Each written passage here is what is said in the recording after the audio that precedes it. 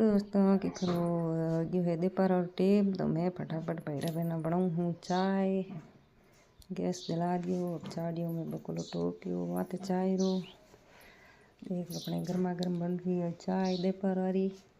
मैं लेना हूँ चाय पत्ती रो डब्बो क्योंकि चाय पत्ती नोखनी ही। और पचे भैया देख लो चीनी रो डब्बो भी आ गयो है।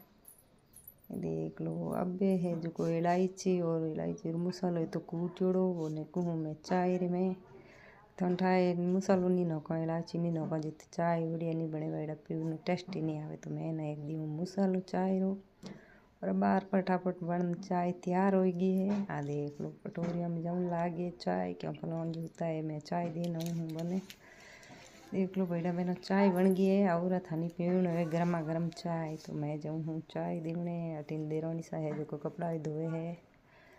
मैं आई गई हूँ कमरे में ही होता है फलावन जी चाय देख तो ही उठ गया बेटा। देख लो चाय पीण बन तो थान देवानी चाहिए चाय आया मुझसे रुकिया नहीं करे। तो मैं मोरे भी चाय डाल दी दोनों देरोनी जेठोनी रे।